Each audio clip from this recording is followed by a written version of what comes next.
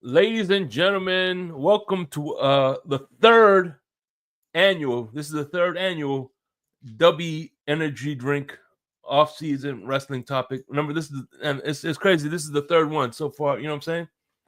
The thing, Yeah, third annual, man. can't believe it, man. I was on the first one. I remember when Yeah, we yeah. did this You before. were both of them. Yeah, yeah, man, definitely, without a doubt. So definitely, how you feeling this morning, good brother? How you feeling? I'm feeling good, man. This is off season right now. There's nothing really to talk about football wise, so might as well get into our second favorite you know pastime. What's funny is me and my homeboy Joe, man of the hour, were talking and we were like, back in the attitude era, to be honest with you, I really didn't pay attention to football. I wasn't paying attention to football like I was paying. It was all about Monday, every Monday we could, you know what I'm saying? Like, oh yeah, Mm, and yeah, we watch football here and there. Of course, we root for the I was rooting for the Dolphins, and but during the Attitude Era, I think that's when I I least paid attention to football. I think for a lot of us, that attitude era and slash the Raw versus Nitro era, man, Yeah, you couldn't ask for anything better because you wanted to stay on Raw because you didn't want to miss what was going on Raw, but then you wanted to tune in onto Nitro because they both were going on at the same time, and you didn't want to miss any surprises on Nitro. So you had to have one TV on Raw, another TV on Nitro, or you had to tape one and watch one. So trust me, it was good times, and you're absolutely right. I used to have wrestling parties at the house. hmm Me and my boys would get together, order food, the whole nine. yeah, it's definitely It was definitely must watch TV. Um, I tell you what, there's a few shows that really stick out to me when it comes to the Attitude Era. One of them being when WWF, WCW did a spoiler on WWF, and that's when Mick Foley won the championship from Triple H. I And remember of that. course, I'll never forget. I was my uncle, my grandfather, God rest his soul. I used to visit him on a regular basis. This was 1990. I forgot what year it was, but I remember I was visiting. I was at his house in Pembroke Pines, sitting in the Florida room when I saw Stone Cold Steve Austin give Mike Tyson the middle finger. Nah, yo, that was funny. That was funny. I remember that. I do remember that. And I mean, shoot, Mike Tyson has been involved with professional wrestling a lot. So it's not that wasn't like his first stint with professional wrestling. It was He's been 1997 because that's when that's when the WrestleMania happened. yes, yeah, because he was a special guest referee, correct? Yeah, Yeah, and what's crazy was that whole show we were looking forward to seeing Mike Tyson and Austin, and they leave it all the way into the last. It's like the last 5 minutes of the show. So it's like the show really wasn't that entertaining. I can't right. really tell you nothing else that happened that show, but Vince McMahon was so smart that he knew I have this ace in my pocket, so it got viewers to stay tuned in because they never knew when it was gonna happen. Right. So you're like, damn it, there's 10 minutes. I was talking to my homeboy. There's 10 minutes left and still nothing. And then eventually, yeah, Tyson came out, and then it was so funny is that Austin was the gonna fight Shawn Michaels for WrestleMania, but Shawn Michaels didn't want that to happen. So Triple H and Shawn Michaels were like, let them fight. He wanted them. He wanted Mike Tyson and Austin to be the main event because he didn't want to fight whatchamacallit. Wrestling. Yeah. Yeah. And I don't know if you heard this story about Stone Cold. Who's that? Not Triple H. Undertaker was waiting backstage for Shawn Michaels in case he tried to screw Austin out of the title. I'm not surprised by that after the Montreal screw job back way when. And I mean, we've heard multiple stories about it. We've heard it from Bret Hart. We've heard it from Vince McMahon himself. And I think we got like a glimpse of what Shawn Michaels said, and we heard from other wrestlers about that. I'm not surprised. I would have been the same way because Undertaker knew. If I'm correct, at that time the Clique was still the Clique was not the Clique anymore. I think Scott Hall and Kevin Nash have went to WCW by now. Yeah, so the Clique wasn't the Clique anymore. So yeah, that was like a huge thing. Hey, Mr. Paul. But you know what's crazy was we recently just found out that because of that whole kayfabe thing, it was Triple H that was supposed to win King of the Ring and not Steve Austin. Well, due to the fact when he went and he broke kayfabe at Madison Square Garden, and they all were celebrating in the ring, knowing that that was going to be the last time they all were going to be together, talking about Triple H, Shawn Michaels, Kevin Nash, Scott Hall, and X-Pac. That was the last time they all were going to be together, and they all came out together, which fans at that time didn't know. They're like, wait a minute, aren't they good guys? Aren't they heels? Or aren't they faces? Why are they all in the ring together? And they didn't know that. True fans knew, but a lot of people didn't know, and that's why he didn't win the King of the Ring, because he said Vince said he had to punish him in some way, shape, or form. So he took the King of the Ring and he gave it to Austin instead. And that's what gave birth to the Austin 316. Mm-hmm. Yeah. You know. So, well, actually, what gave birth to the Austin 316 was at that time, Michael P.S. Hayes. So what happened was Austin had to go to the hospital because the match before he had to get stitches, I think, in his lip. And when he came back to the show. Michael P.S. Hayes said, "Listen, Jake the Snake had a promo talking about, speaking, scriptures and stuff like that, because he was speaking as a holy man at this time. Still doing the Jake the Snake thing, but he was doing scriptures. So when he won, he just took that out of, he literally pulled that right out of his ass and said that. He said he never had it written down. He just said it just clicked. It was just something that clicked. He said, you say your Bibles and your scriptures and all this stuff. He said, we speak about John. He said, well, Austin 316 said, I just whooped your ass. And then he said the next day, literally the next day, there was signs saying Austin 316. And Vince was like, oh, we got something. And that was it. That was it. Yeah, that's when we had it was funny. That's when he started wearing the vest with the Austin 316. And... What you say, Mr. Paul? No, I said that was definitely a home run. And good morning, Shake and Dolphin Wonders. But yeah, that was a home run. But what's funny though is before he became the Austin that we're talking about, I remember seeing him when he had the long hair, and he at this time he wasn't. What'd you say, Shake? Stunning Steve. Right, and it's hard to imagine that guy is the same bald head Austin that we're talking about right now.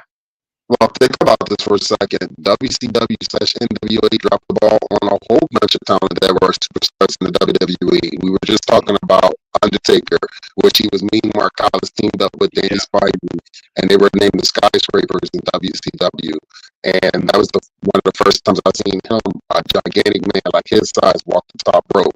Same thing with Triple H. He was Paul LaQuest. He brought him in as a blue blood, teamed him up with what's his name, Steven Regal, and they called themselves the Blue Bloods. And then when they brought Austin in, and then they teamed Austin up with Brian Pillman, and they went to the Hollywood Blondes.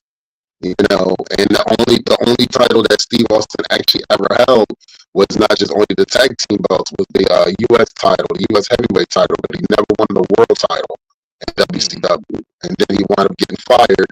But then Paul Lee saw that he was fired, and he sat there and he gave him, I think Austin gave Paul Lee a call, and he said, "Man, we got room for you in ECW. Come on down, come on down to Philly. We got you." And sure enough, like that was really the beginning of the Stone Cold character. But then they didn't start that Stone Cold character until he was well into WWF at the time. First they brought him in as the ringmaster, and that was his manager at the time was Ted DiBiase, yeah. Yeah. He was $1 million champion when he first came in. Yes. Yeah, $1 million champion. Oh my god, $1 million champion. So yeah, I mean, like it's funny, and it still happens today. I don't want to get too far ahead, but I just want to give an example. Like right now, you have a wrestler right now in NXT named Ricky. He's formerly named Ricky Starks, but he's changed his name to Ricky Saints. And AEW really dropped the ball with this man. Great promos, really good in the ring. And it's just like I tell people, I just believe that certain wrestlers are good for different companies.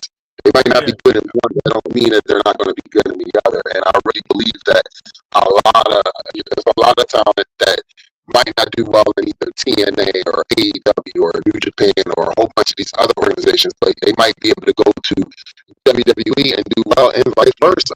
So that's just how it is sometimes. But I noticed with, like, say, for instance, if a wrestler went from WWF to WCW, they were automatically, they would put them in the WCW championship run, where in WWF they make you, if you came from WCW, they make you work up the ladder. The only wrestler they gave the heavyweight championship without going through the Intercontinental, the process was Ric Flair. Well, you got to think, when you got your own belt, think about it. Let's think about this, Shay. That man bought that belt. Ric Flair bought that belt. He didn't like the original NWA Heavyweight Championship. He said, "You know what? I need a belt that's going to make me look like a champion." And he spent $50,000 of his own money to sit there and get that belt created, which that belt right now, if I'm correct, that belt is over 40 years old. Wow. And it's still going to be known as the Ric Flair belt because he was the first one to get it made, and it fit him. It fit him well. Like literally, that man didn't just live that persona; he was that persona. Literally, he never turned it off. He never turned it off. Even when he would go home, and I know you guys might have watched the documentary with Flair, but even when he was out of the ring, even when he was trying to go home to his kids and his wife, he couldn't turn it off. Like it was a 24/7 persona. That was him. Yeah. So like I told people, people are like, "Oh, well, it's predetermined and it's fake and it's this," and I'm like, you go ahead and tell those people that. Tell those men and women that. Tell those men and women that train that have made it, and tell those men and women that haven't made it to the level of some of those men and women. Let them know that it's fake. They'll show you how fake it is. Trust me. I love when people tell me, "Oh, it's fake." Take the bumps. Learn how to fall. Learn how to run the ropes. Learn how to hit the turnbuckle. Learn how to get in and out of the ring. It is not easy. Trust me. I know. It hurts. Everything hurts. No, but what I mean by wrestling is championship is that he remember he got the WWF championship. Like you look at Big Show. Big Show, he had to go through the ice. He didn't get the championship right away. Name any Lex Luger didn't get the heavyweight championship. Any wrestler that went to the WCW never got the heavyweight championship right out the back. The only one who did was Ric Flair. You know why? I thought didn't Goldberg get the WCW title right away? No, not right away. Goldberg, when Goldberg came into WCW, it was like they just let him plow through people. My problem that I had with Goldberg was they just wanted to push him because he was like this big thing, thing, finishing guys in 18 seconds or under a minute. The best thing for Goldberg was Steven Regal, which he got fired for this, but he was told to do a 10-minute match with Goldberg. He wasn't letting Goldberg just steamroll over him. He made Goldberg wrestle, which people know Goldberg don't know how to really wrestle. He doesn't. He's more of a mixed martial artist, more of a combat sports type of guy. He has the basics down, but he is not a technician like Steven Regal. And Steven Regal gave him a fucking wrestling lesson that he's never gotten and embarrassed him. Even though that Steven Regal put him over, he sat there and gave a lesson, and Steven Regal got fired for it. That's Yeah, what he no, said. and for me, what Dolphin winners, that's what I don't understand. Actually, Bischoff, after he retired, like on his podcast recently, he said it was a mistake to have Goldberg's undefeated streak go as long as it did, because it ingrained it in fans that he was way too unbeatable, to the point where not even a top star could beat him and stuff like that. Right. Without someone cheating like Nash did and stuff like Right. that. Right. Hey, You know, sorry, real quick, Go ahead. Michael K. Sorry, yeah, the mic. That's his only mic. Unfortunately, that's the mic that we have. Sorry about yeah, that. I'm sorry, bro. That's all I got, man. Yeah, and like I said in the chat, for me, What's up, I was ABAB? never a big NWA fan. Even though I'm younger, when it comes to old school wrestling, I lean towards AWA, WCCW, and the original Florida Championship Wrestling and stuff like that. One, like, I don't understand. I don't understand why people were so obsessed with NWA.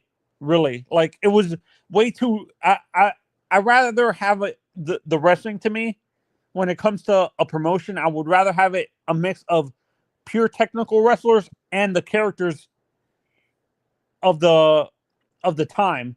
I couldn't really stand, like, it was way too technical for me when it came to became too boring. Do you guys understand what the criticism I have with the NWA? It was so focused on the technical wrestling and the in-ring aspects of the, like, telling the stories, that it became way too boring and stuff like that. Know, for you, then probably for you like more of the entertainment side of like the WWE and or WWF back in those days. Me personally, I love technical wrestling. That's why I gravitate more to New Japan. I'm right down the middle. Right. I don't want extremes either way. I want it Right. where it's a mixture of both. That's why I like WCCW, because World Class Championship Wrestling was a perfect blend of both, where you had the great characters, but you also had the guys who were very technical and stuff like that, or a guy who was a mixture of both, a great character and could actually work in the ring and stuff like that. Well, you gotta think, Anthony. You gotta think of it this way. You have some guys back in those days, they couldn't talk on the mic. They just knew how to perform. You know what I mean? When you had certain people that knew how to talk on the mic but couldn't perform very well. So that's the reason why you might have gotten some of the, like, I used to watch WCCW back in the day.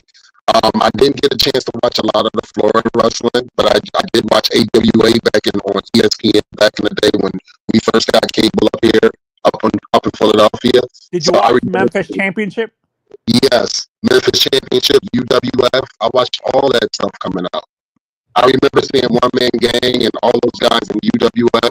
I remember seeing Andre the Giant before he wasn't one man gang Akeem the Dream or something like that? Yes. He was One Man Gang. He was I thought, wait, is One Man Gang and Viscera the same person? No. Oh, no. They two different people. I got a chance to actually see Viscera down here in real life, because They're even the same race. And that's right, because you from man. He used to perform at a flea market down here on the north end of Florida. But anyway, I got a chance to see him in real life, and they're two different guys. Because Viscera is not is a black guy with the mohawk. Right. One man gang is A white dude. white with a dude. mohawk. Wait, I'm I trying- thought Akeem was. I've always assumed like the way they maybe it was just the makeup they did. They made he looked dark, very dark. Akeem. one man gang. One man gang is a white dude. Yeah. Akeem Well, the Dream. Yeah, I remember he said dress in dashikis. That's because of Reverend Slick. Yes. And then Okay, also, so it was Christian more hit the Christian had a influences from blonde Slick. mohawk also. You And think? by the way, real quick, one of the best wrestlers. I've been saying this, thinking on this. One of the best in ring wrestlers and WWF had, but never had a personality was Shelton Benjamin. Yeah. And He was he's, a Were hell you? of an in-ring performer. and he's still performing today. Any of the? Did you like? Who was your favorite Von Erich Dolphin? Did you have a favorite Von Erich? My favorite flag was I love the modern Kerry. day. They call him the modern day warrior. Sometimes they call him the modern day warrior. Kerry, was that Kerry? Yeah. No, Kerry was. No. I thought Kerry was the Texas Tornado. Kerry was a Texas tornado. Yeah, but they also call him And the what's funny modern is I didn't know he was missing a leg until fucking the biography I saw. Yeah. My favorite is actually David. They said David would have been actually way better than his brothers if he didn't die early. Like Right. he was a great technical wrestler, but but he also knew how to blend the character, like do the character work, because it seems like Kerry and Kevin and Kerry were to the extremes on both sides. Kerry was more the character, and Kevin was more the technical wrestler and stuff like that. Do Right. you agree with me when it comes to Kevin and Kerry, or was it the other way around? You felt? I mean, I'm gonna be honest with you. They all had skills. And I respect every single one of those guys. And I used to watch them as a little kid. Whenever I got a chance, I never forget being a young man, a kid, and watching Flair against. I think it was Flair against Kerry Von Erich, and they showed it, and it was we were talking in a whole stadium, and I'm like, wow, like that's huge. Like you never think that a whole stadium would come out literally. Because you got to think about this, Anthony. And I know you know about the Von Erichs. They ran Texas. They couldn't do nothing wrong in Texas at that time. Texas was there. They were heels in the rest of the territories, but in Texas they were a babyface the whole time. Yeah. Right. And also you got to keep in mind that they dad, was the one that taught them what they know, because Fritz. Not many Fritz? you wouldn't think that the Von Erichs would use the claw as part of their weaponry, but that was part of their weaponry, and they learned that from their father. Yeah, and I think Fritz said he actually learned. Yeah, and Fritz actually said it. He learned from Greg Gagne's father. Mm-hmm. Which family did you like better, the Von Erich family or the Hart family? Hart. The Hart family also had in-laws in that bitch. The Hart. See, it's funny. I talk about the Von Erichs with high regard, but I'm a Guerrero all the way. I'm the Guerrero family all the way. I can't be mad at that either. Like I can't be mad at that. I mean that's you want to talk about families and wrestling. I mean, one of the major families of wrestling is the Simone family that's going all the way to great grandfathers. We talking about Maivia, right? Maivia? Yeah. We go over. You want to talk about wrestling families to the current. They've been in wrestling for over 5 decades. Yeah. Think about that for a second. Maybe 6 if I'm correct. The Guerreros are the same way too. They've been in wrestling for like since the 20s, the 1920s and stuff like that. But you know what's funny is Roddy Piper, he had a wrestling. He almost started a Piper, and someone stabbed him, didn't they? Yeah, he was wrestling Eddie Guerrero's uncle in a Mexican match, right? And so what he did was he says, "Hey, I would like to play with my bagpipes the national anthem, and he played La Cucaracha, and people really got pissed and was throwing chairs in the ring. They had to stop the show because they had to take Eddie Piper out of there because they wanted to fuck him up. Oh yeah, he wasn't it Mondo he wrestled or something? Was it Mondo? Well, I don't know which one it was, but it was one of Eddie Guerrero's uncles. Yeah, I think you're right, Anthony. I do. I think it was Mondo, if I'm correct. I do remember that. I remember that, and I remember when he painted himself in blackface, and I almost got fucked up for that too.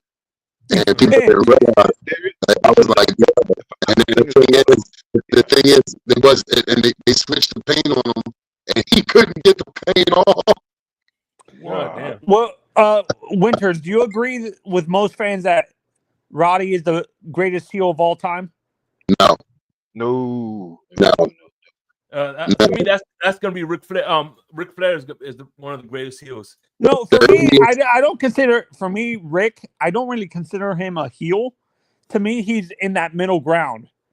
He's more. He's more If of a you're heel. asking me, my opinion on the greatest heel is gonna be Ted DiBiase, $1 Million Man. To me, in my opinion, or Iron Sheik. How about Sheik? Oh, Sheik was. I'm gonna be honest with you. The Sheik was one of the greatest heels, and he was one of the guys that was getting major paper back then, and people didn't know that. People don't realize how much the Sheik was making. Sheik was making way more than Hogan and all those guys before Hogan came in there. So the Sheik, and they said Sheik got death threats. Actually, the Sheik was an actual bodyguard, a real bodyguard for the Prince.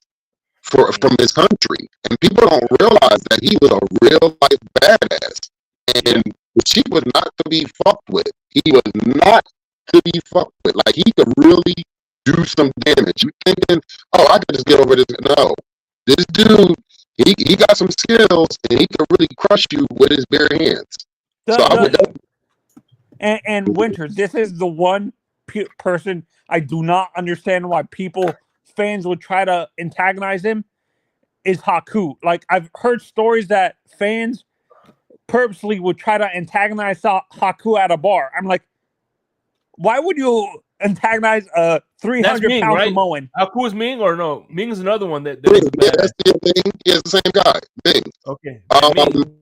He is known as the baddest man in professional wrestling. Anybody I watched interviews and shoot interviews on YouTube, and they ask, who's the baddest man in professional wrestling? And they either say Haku or Ming. They say either or. They said it's been many. And right behind him was Barbarian. Yes. Yes. Well, those same shoot interviews said the only person Haku was afraid of was his wife. Yeah, he wasn't afraid of no man. He wasn't afraid of no man. He meant nah. You know what's funny is that Shane was on Stone Cold's podcast, and they asked him who was a real life tough guy outside the ring. He goes, "You wouldn't believe it, but Doink the Clown was a real tough guy." Doink. Don't let them characters fool you. Like, that's what people gotta understand is that is a persona and a character. Once these men and women are outside, they listen to me. The people that you think that are jobbers in wrestling, you think that are a joke, don't, like Tozawa. I'll give you a pure example. Tozawa, the one that plays the character with what's the two? Yes. Oh yeah. That dude is, I'm gonna tell you something. I want everybody to go back after this podcast or sometime over the weekend and look up Tozawa in New Japan Pro Wrestling. And I just watched a match from him from 2011 when he went against this gentleman named Takagi. And when I say he was a badass, this dude was a whole badass in Japan. Like, and people forget Tozawa before he became a pro wrestler. He competed professionally in MMA and boxing in Japan and stuff like that. Yes. So these people, a lot of people thinking, oh, no, don't sleep, because you think that their storyline is to lose or to look bad or whatever. Don't think these people won't kick your ass in real life. They will. Seriously. That name one. Kevin Sutherland was one for me that you don't want to bother with. There was one of the funny stories I heard is Mr. Wonderful beating somebody's ass in flip flops. I believe it. All on, dog. I believe it. And they said Harley Race was a tough guy too. Harley? Yes. Oh, yes. Yes. Harley was old school. He was an old school tough guy. Yeah, no, and for me, the one guy, the one person that I've actually met that their persona did it, a wrestler that I met that his arrogant persona doesn't match the actual person was The Rock. Remember how arrogant The Rock was in the 90s and early 2000s? I met him at a restaurant in Miami. The nicest guy ever. Like, yeah, I've met him 3 times. I've cooked for him. I cooked for him at Marriott when I worked at Marriott. I cooked right in front of him.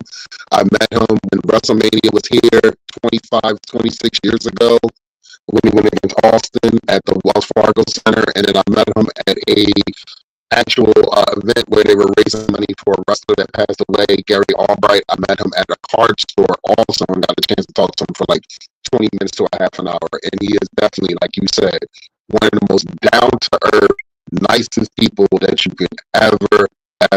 When they say he's the people's champ, he truly is the people's champ. Like, he really is one of the nicest. And he actually, and he also said, like in an interview recently, the reason why he got that moniker from is because his father used to hang around with Muhammad Ali, Yes.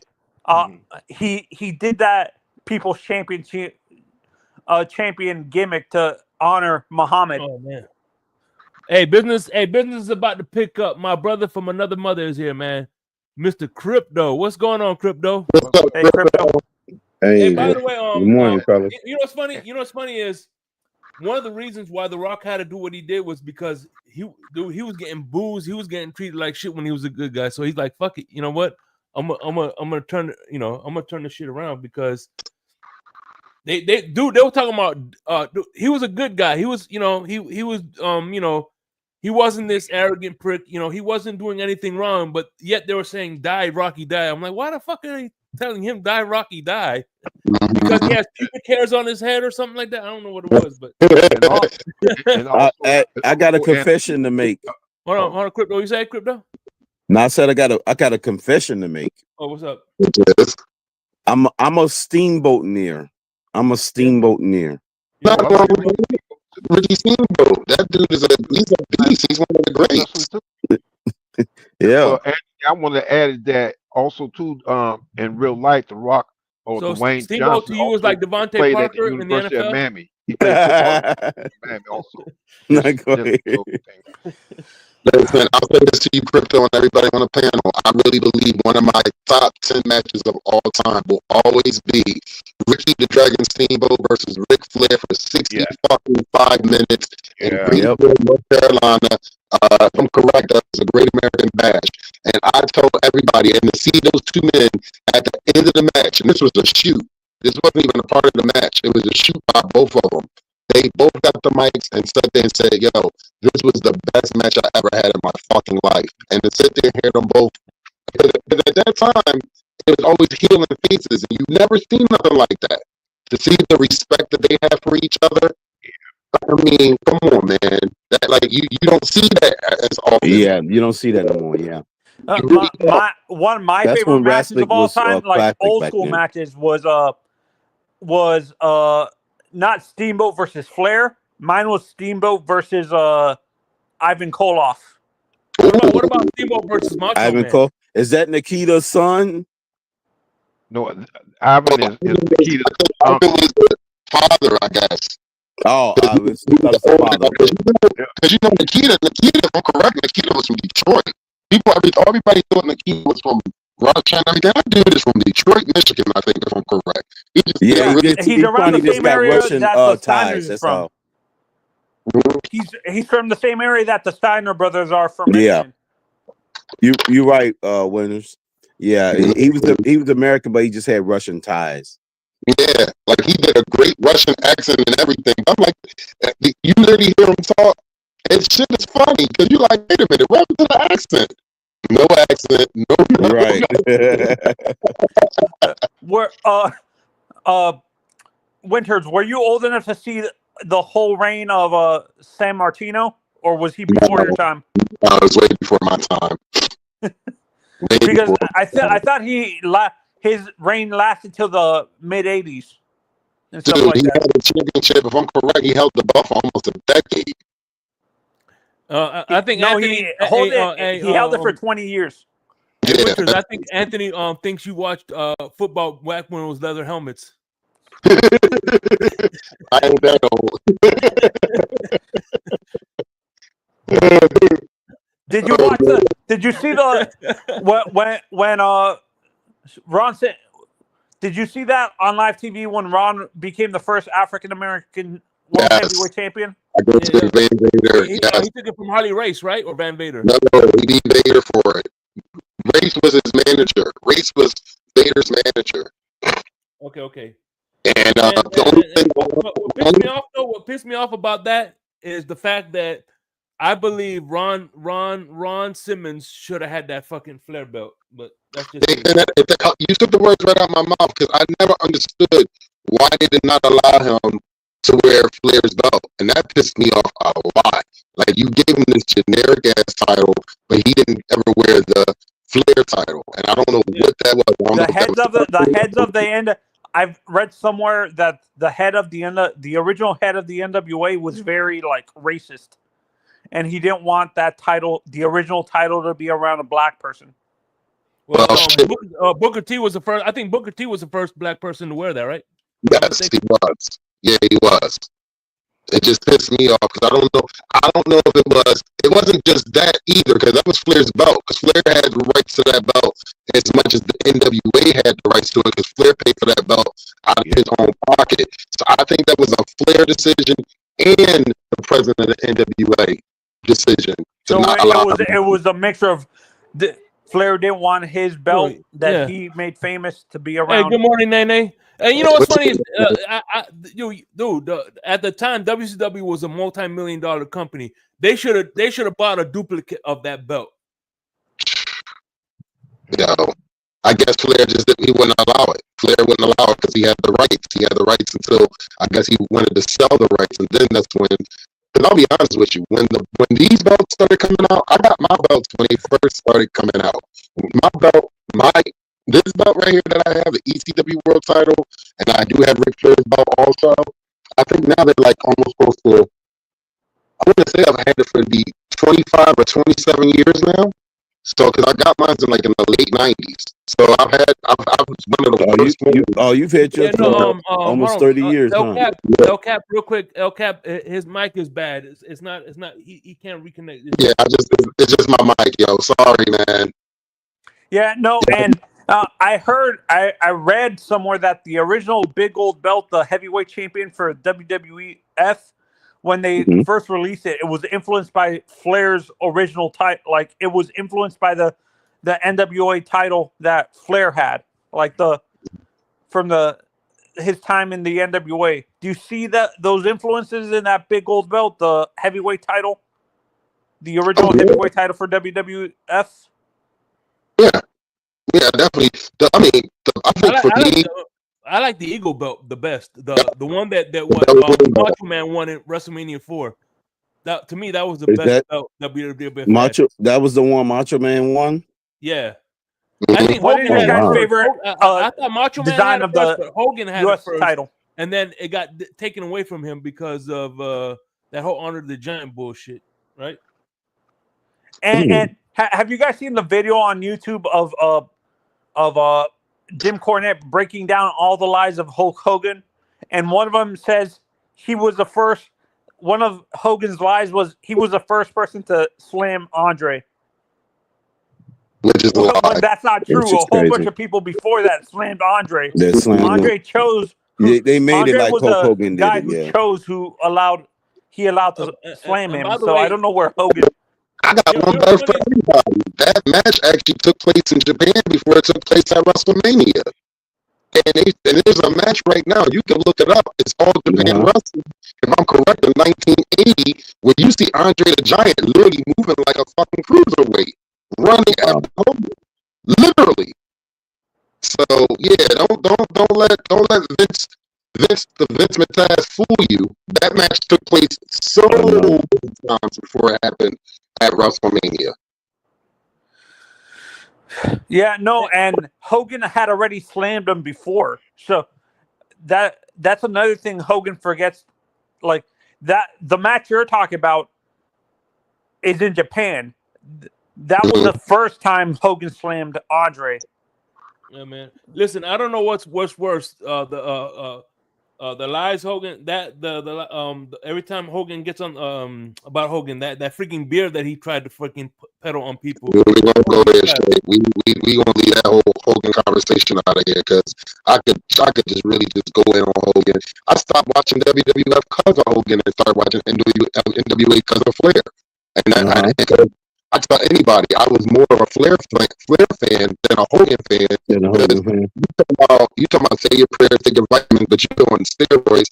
My man Flair wearing Alpinas. I ain't never seen Alpinas. So I seen Flair wearing Alpinas and alligator shoes and all this stuff. I'm like, well, damn, who is this guy? And then you got a group of you that beat up everybody. Yeah, this is more entertaining. This is more entertaining than that. But I'm telling you, you chopped up a little bit. What did Hogan say? Say your prayers and take your Viagra. Yeah, exactly. No, and to me, that I agree with you. Hogan's a hypocrite for that whole say your prayers, take your vitamins crap when he was taking steroids his whole career. And yeah, he was. And I blame Vince honestly for that whole situation. Like he didn't have a great wellness policy in the 80s and the early 90s. That's why that whole steroid issue was telling Hogan to take steroids. He was encouraging. But here's the thing, and there was an era in wrestling where it was just Hogan. It was other wrestlers that was using steroids as well. And have you seen Vince McMahon without a shirt? You can't tell me that's not fucking steroids. Yeah, look at Lex. And it's funny. They're accusing The Rock of taking steroids with how big he is. Look at Lex Luger today. Oh, yeah. And I always correct people with The Rock. Samoans are naturally that big. Yeah. In general. Yeah. So it's just body structure. It's not that he's taking steroids. It's just. Well, no. See, listen. I think yes, I agree with you that Samoans are that big, but it's the fact that he's ripped like that. He's jacked, and look how fast he got. You don't get jacked that fast without steroids.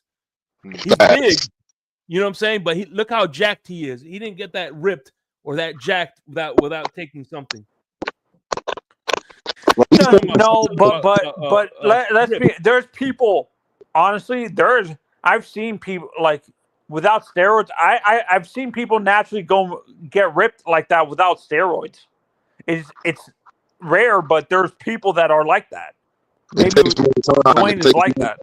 It takes more time and it takes more natural supplements to sit there and get ripped.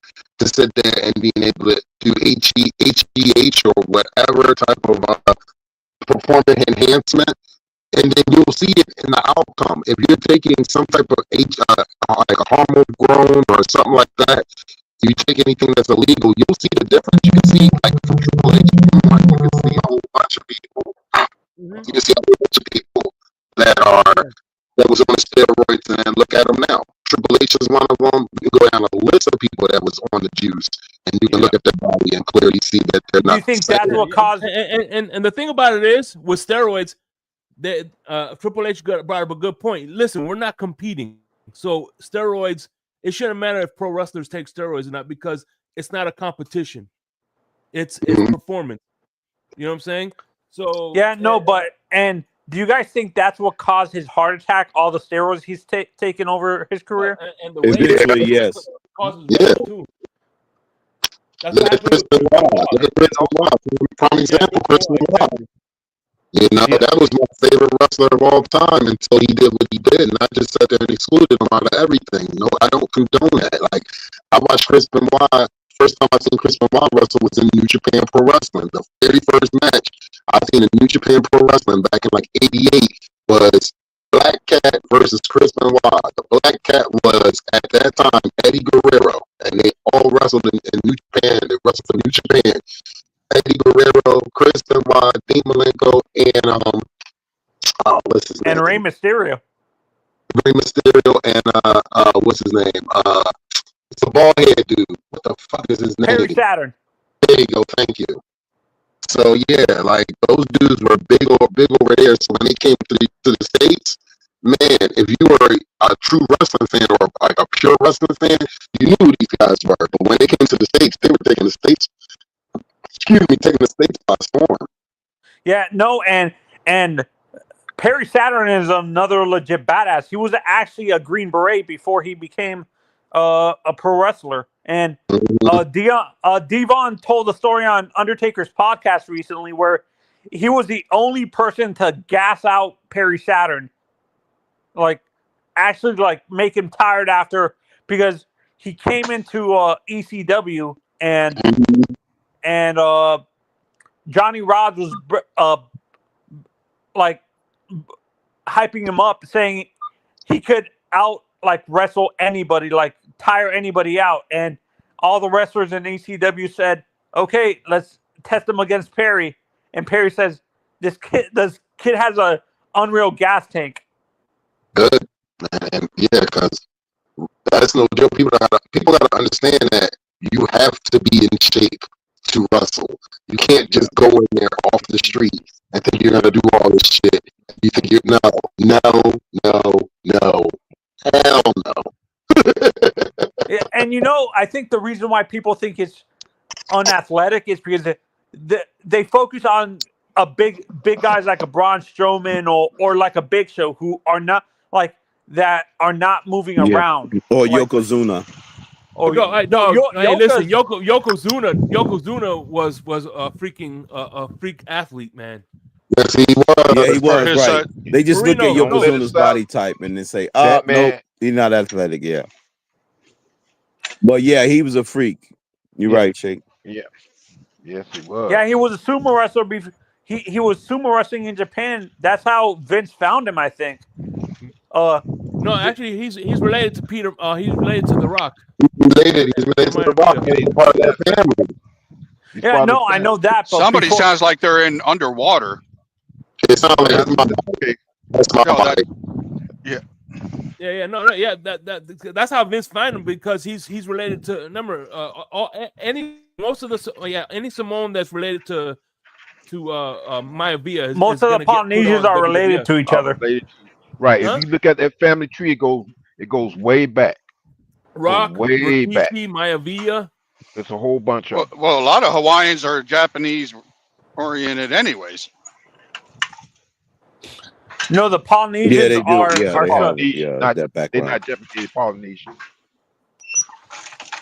Yeah, and like I said before, like in my head, I don't understand where fans get the nerve to like antagonize a guy like Haku at a bar. Like, that's the one guy, if I go into a bar, I wouldn't want to mess with.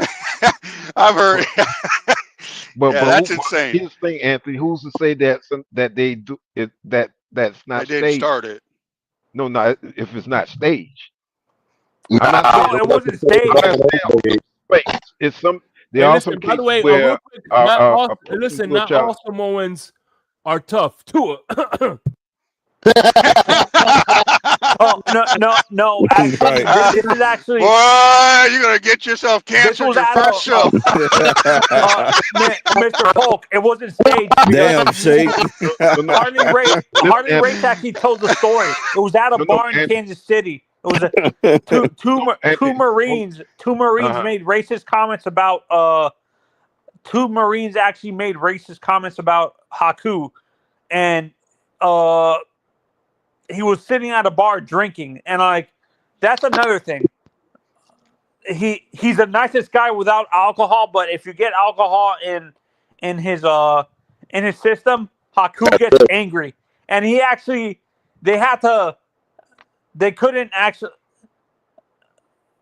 within the same story, they said that he had multiple cops had to try to take him down because the regular handcuffs wouldn't work on him and stuff like that. Yeah, he broke through the handcuff. Hold up, Dolphin. What I was saying, I didn't say that situation that you explained was fake. I was saying that some of these Fans, situations in wrestling are staged where a fan may would make Or come out. would criticize or jump or try to interrupt a wrestler. I'm saying some of it's staged, but the situation you talking about was not staged. yeah, because Haku Well, actually hey, bit off the guy's nose. and by the way, did you you remember speaking of that? Do you remember that reminds me of you remember how Earthquake first made his debut to the WWF? Yeah. When he was doing push-up, he sat on Dino Bravo's back so he could do push-ups. Earthquake? Yeah, 500-pound Earthquake sat on Dino Bravo's back? Yeah, so what happened was Dino Bravo says I could do look, find me the fattest man here and I have him sit on my back while I do push-ups. They put him out the crowd. Everybody punted out Earthquake. Yep. This is on WWF Superstars. Yeah, they pulled him out the crowd as like they thought it was like they made it look like he was just a guy that bought a ticket. But he was a plant. They planted him. So and yep, that was his introduction. Yeah, no, and that's another common thing I've noticed with WWF. Also, Anthony, you gotta let people talk. Sorry. Didn't they do that with Hillbilly Jim also? Hulk Hogan, if I remember right, didn't Hulk Hogan bring Hillbilly Jim in? I want to say yes. Jim was Yeah, I don't know. I thought he was with the King brought Kong him Bundy clan. Yeah, but no, it was Hulk Hogan. It was Hogan. That brought in right, but Hillbilly? what I'm saying, Yeah.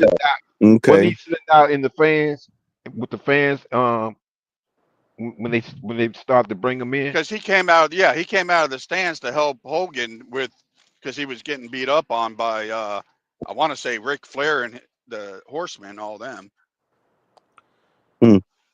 That's another common thing I noticed with WWF, with Vince specifically. They repeat that same way to debut a wrestler. They did that with Blackman and Vader. Right. Because then Blackman jump on like to protect Vader. Who was he getting jumped by that during that segment with the debut of Blackman, where Blackman jumped on him to protect him? I'm not sure, but he was a real like badass. Steve Blackman is from the area. He actually lives about 2 hours away from me in the Hershey, Pennsylvania area, and he is a known badass. And he actually was about to fight Vader because of how he was treated in Japan. Because him and Vader and all those guys were in Japan with each other before they came to the United States. And he said that he said he was going to get his lick back when he got to the States. So when he found out that Vader was in the WWF, he actually waited for him after a show one day. It was about to beat his ass. True story. Well, He actually Blackman, beat he up was on a Vader? UFC fighter too, wasn't he? Yeah, Steve Blackman was he's a certified martial Yeah, artist. he was certified Him fucking and kick your fucking ass. Who's the other guy? Damn it! I can't think of his name. Black Cat from EC. No. Ernest Cat Miller. Yeah, Mac Miller. He's a certified martial he artist. looked crazy. He was part of the WWF corporation. Ken Shamrock. Shamrock. Shamrock. Yeah, Shamrock. Yeah. You know, He was another one. oh, he was nuts. He's fucking nuts. That dude, the fuck. Which one? And he has family. He's like a family because his family wrestles and does MMA too, right? Yes. Yeah. And Bart Gunn. Bart Gunn is another legit badass too. Well, that's when what's his Shamrock came in. That's when the guy that beat Shamrock in the UFC came in right after him. Saban. Started the Ness. Frank. I know who you're talking about. Yeah. Dan Severn. Severn. Yep. He was a legit badass. Then he beat Shamrock on it, on when Shamrock was getting out, like he was getting old. Right. Yeah, man. But I think that brawl for all. Somebody mentioned Bart Gunn. That brawl for all was the worst thing for Bart Gunn. he thought, I beat everybody. I was at WrestleMania when they had the brawl for all final when he fought against Butterbean. I was there to see that. And Butterbean got his ass in the next week, dude. That was bad. Man, I forgot about that dude, Butterbean. Yeah, did they? I read stories about that tournament. It was a way to punish JBL, right? Because he was causing issues in the back. JBL was saying that he was the baddest motherfucker in the locker room, and they thought, well, maybe, while we have something that's not scripted, not predetermined, while we actually have a true badass. Actually, it was set up for Dr. Death Steve Williams, because it actually was for him to win, but then he got knocked out and he wound up, if I'm correct, he wound up tearing his ACL during that fight. And he was never the same after that. He was actually lined up to win the whole event and then become the world heavyweight champion after that. But in the midst, he fought, I forgot who he fought, but he fought somebody and he fucked his knee up and he was never the same. And he wound up getting released months after that. Yeah. And that's another one that wrestled and played football also. Yeah, he was an asshole. I'm mad at him. He's an asshole. He's a whole asshole. I met Dr. Death Steve Williams in the back of a wrestling joint, and I was like, "Sir, can I just?" He's like, "Oh, I don't have time, kid," and just walked right by me. I'm like, "Yeah, he's the reason why Steve Austin is Steve Austin, because Austin's real name is Steve Williams." Mm-hmm. Okay. Yeah, and there was another the brawl for there was. Do you think WWE would ever bring that type of tournament again, or because the wrestling? No, I hope not. I hope they don't, because you see what happened. A lot of those guys were never the same after that. Like a lot of those guys, they can fight, but there's difference when you put actual gloves on a wrestler and you actually have to box. It's a big difference. And those guys thought they could actually throw down, and a lot of them got exposed. So I hope they don't ever do nothing like that again. But you think the era is different? You don't think that type of gimmick match would work in general? With all the different things going on with UFC, different mixed martial arts, and different things like that, you got bare knuckle and all that right now. I think it would be for their best interest to stay to sports entertainment like they advertise. Oh, okay. But it was sports entertainment back then. Why? Was it just because the era it was in? Well, I'll be honest with you. WWE will always be known as sports entertainment. It's not considered professional wrestling. It's considered sports entertainment. I like professional wrestling. I like where there is no, I don't care if you got mic skills or not. If you can sit there and wrestle, I have no problems with that. I don't give a fuck about your mic skills. I don't give a fuck about a show. If you can flat out wrestle, if you can flat out do reversals, if you can flat out make your opponent look good and make your opponent look good, that's all that matters to me. Seriously. I'll be honest with you, tonight on Elimination Chamber, I guarantee you it will be a whole bunch of talking and a little bit of wrestling. Watch. Was Kurt Angle the first guy to transition from another sport like right away, where he didn't have like a grace period? Because it's every time they talk about his debut in WWF where he picked it up right away like it was nothing. Was he the first guy to do that you guys can remember? No, who's that? Goldberg was a wrestler.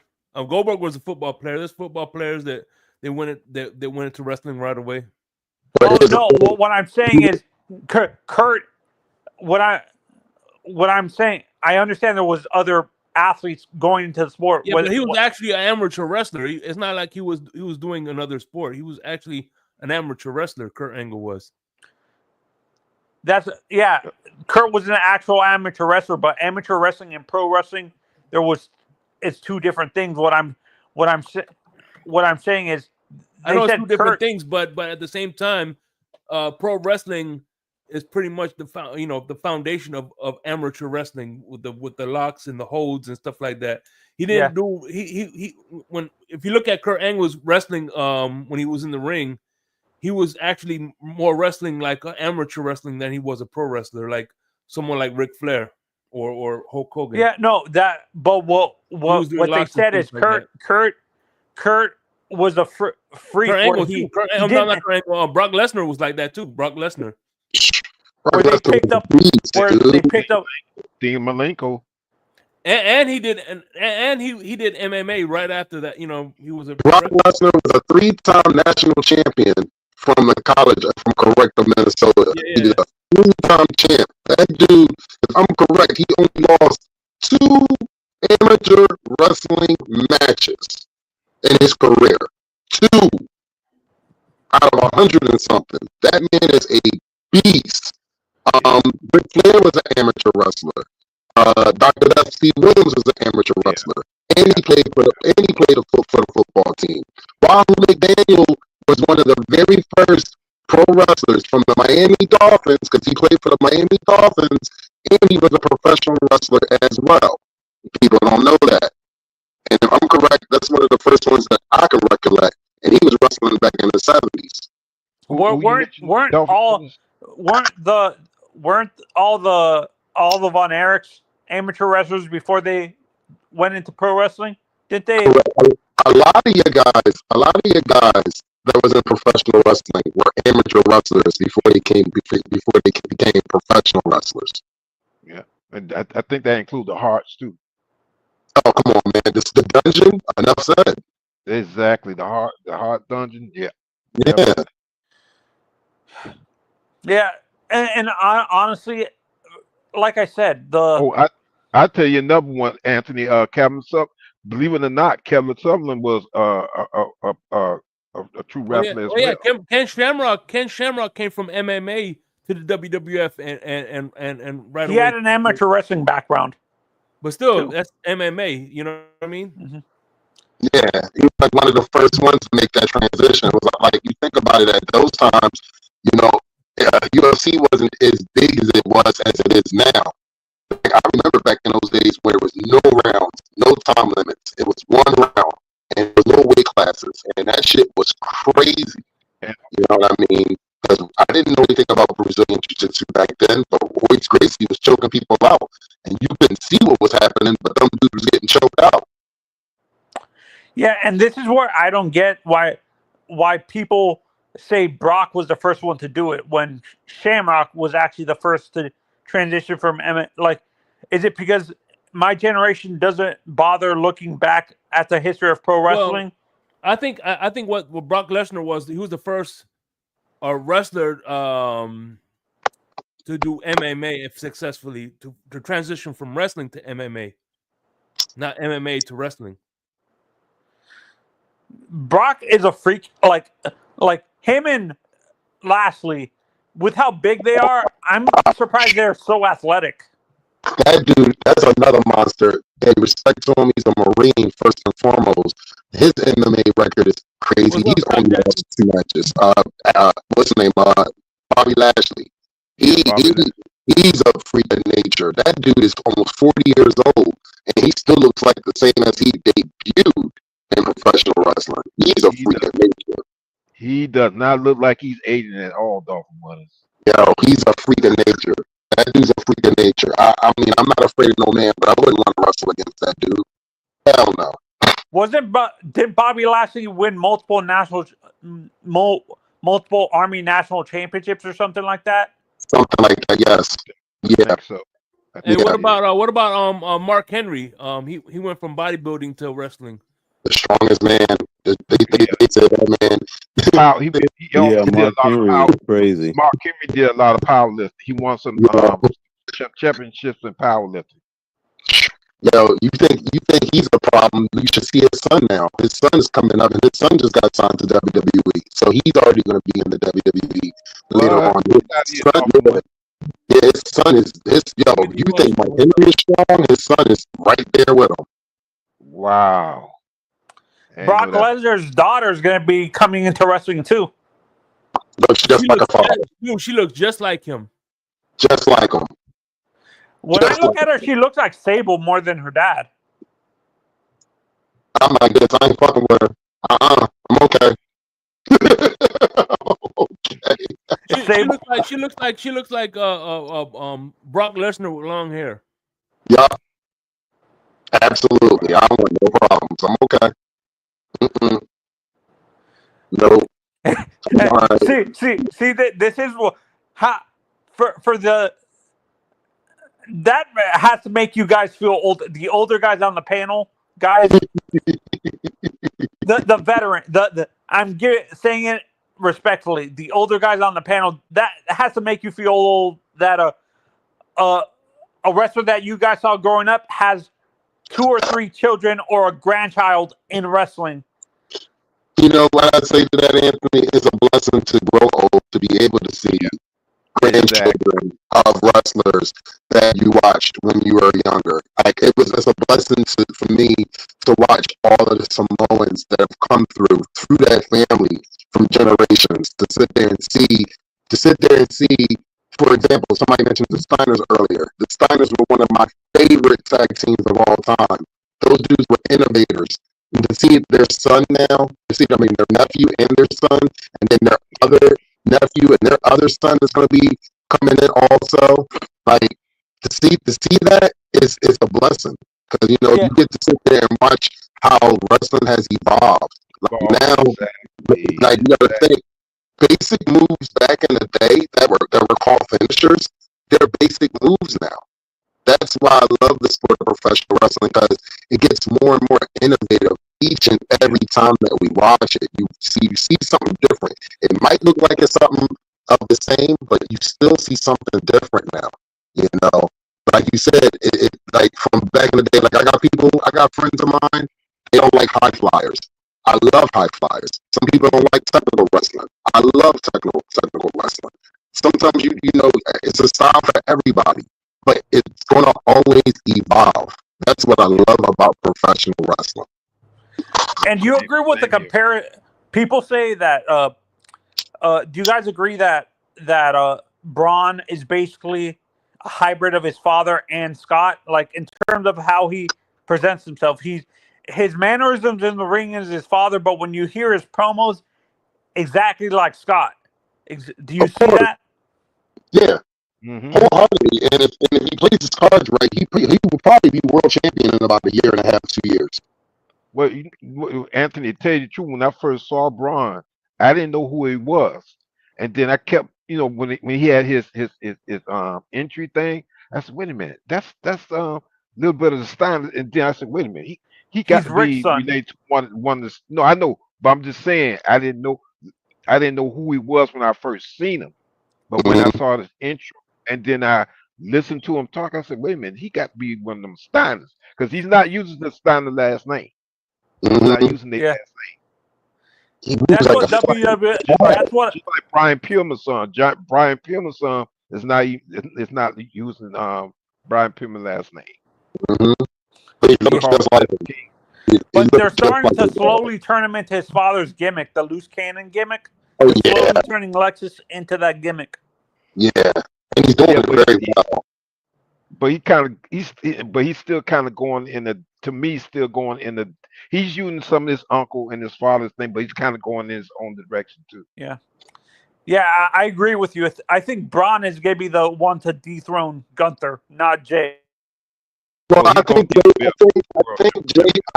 Jay does get a title run. I think because he's paid his dues, and I'll be honest with you, I think the bloodline is over. That whole storyline is over for now. But I think Jay wins it because Jay's put a lot of work in. The fans love him. He's taken his lumps. He's been right there. I think he's going to have his WrestleMania moment this upcoming April, May. Yeah, the Hardy Boys are back. Timothy Washington, they are back there in TNA. They just beat somebody and they won. They Was it went the guy? the The guy from Detroit? yeah. That's where they beat the team from Detroit. The Motor City with Motor City Machine Guns. machine guns. There you go. I think so. Yeah, so and the WWE does want them on they want them on SmackDown or they want them on Raw. So they do want them to make another WWE run before they retire. They said everybody's been telling me they look good. Yeah.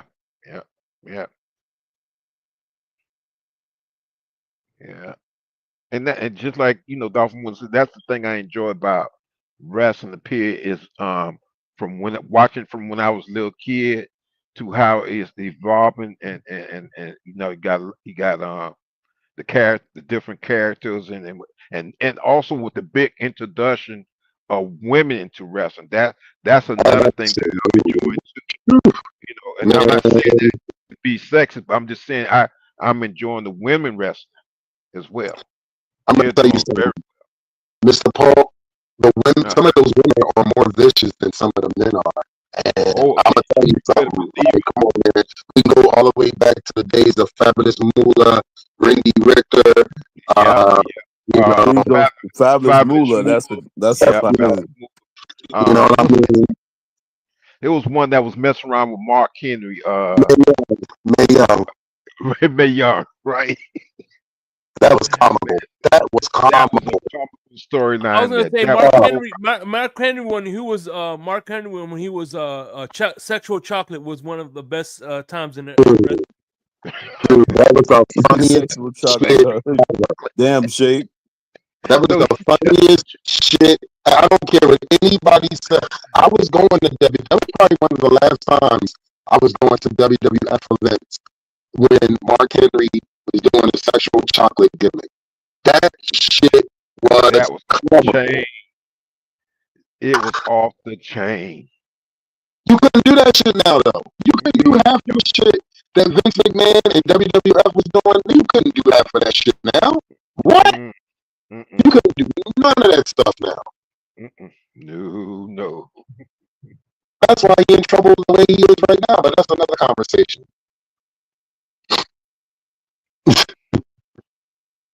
Yeah. And I'm glad to see Charlotte Flair's back.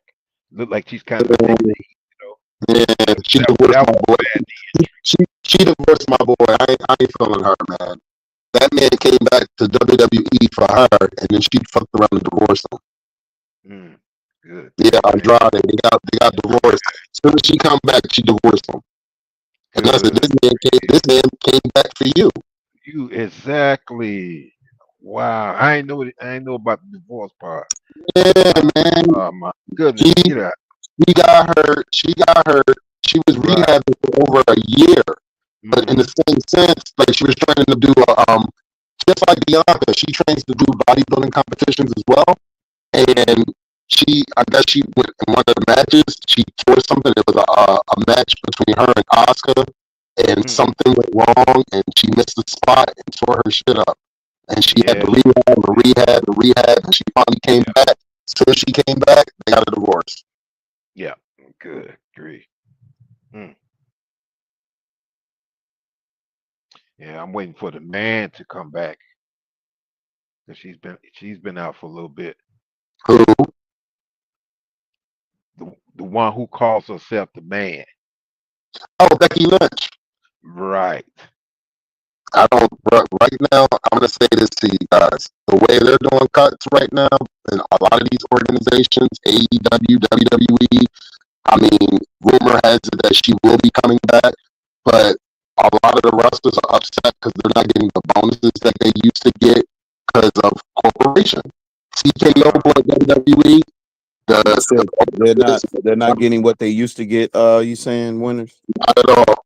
Not at all. I just watched reports that a lot of the wrestlers are upset because they cut the dates. They used to do a lot of house shows leading up to WrestleMania. They just started. They're just starting to go back on the road right now to lead up to WrestleMania. So they were all from no house shows from all the way from I want to say Christmas up until now. So yeah, man. And the same thing with Tony Khan. He's releasing a lot of the wrestlers, not renewing contracts and stuff like that. You know, but he's making room for a lot of these people that the WWE and or other wrestling corporations are releasing. So, you know, it comes with the territory. It really does. Right. And it's not enough TV time for everybody. They both rosters. A lot of these rosters are bloated, and you only think about it. SmackDown, you might have 3 hours. Raw is 2 hours. AEW Dynamite is only 2 hours. The division show is only 2 hours.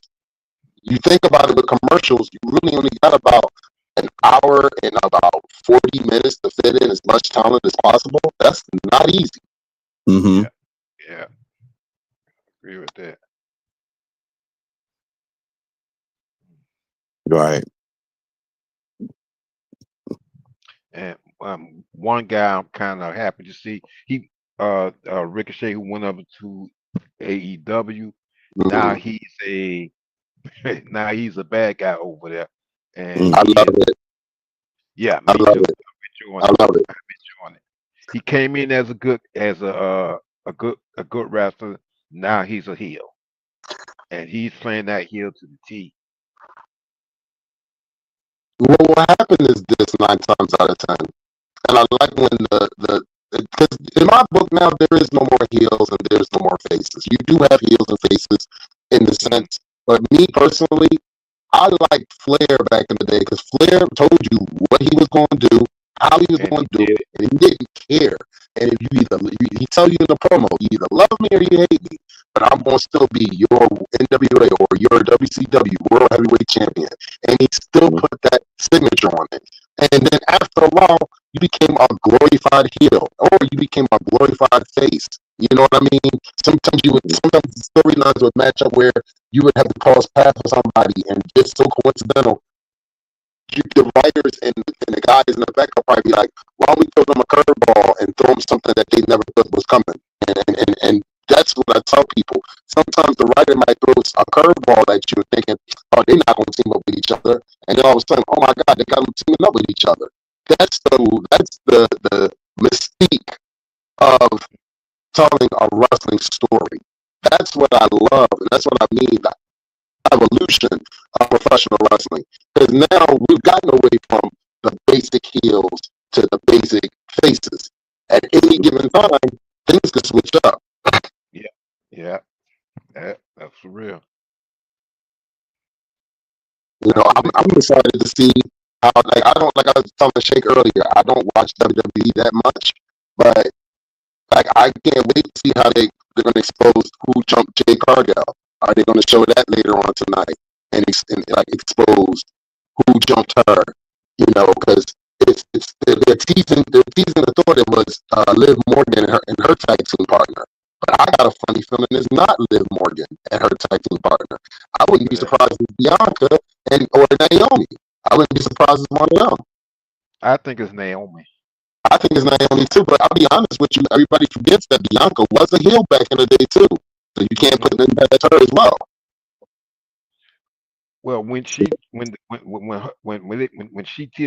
up with what's her name? How you say her name?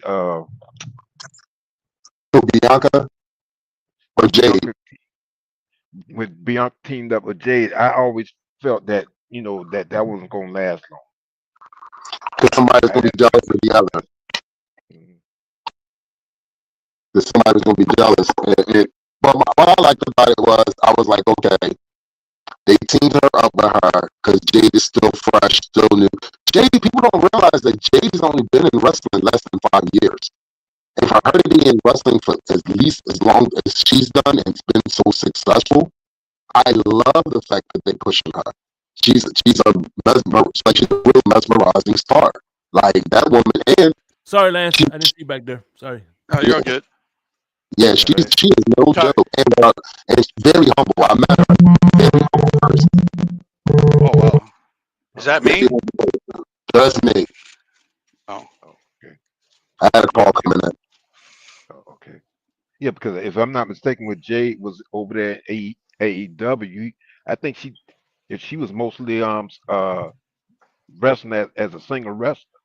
I don't remember being tag, Yeah. right. I don't remember being tag team with AEW. So when she came over to WWE, I was surprised that they put her um with Bianca, because I said if they, for them to do that, it's not gonna last long because she's used to being a single wrestler. Well, that was a good move, though. Agreed.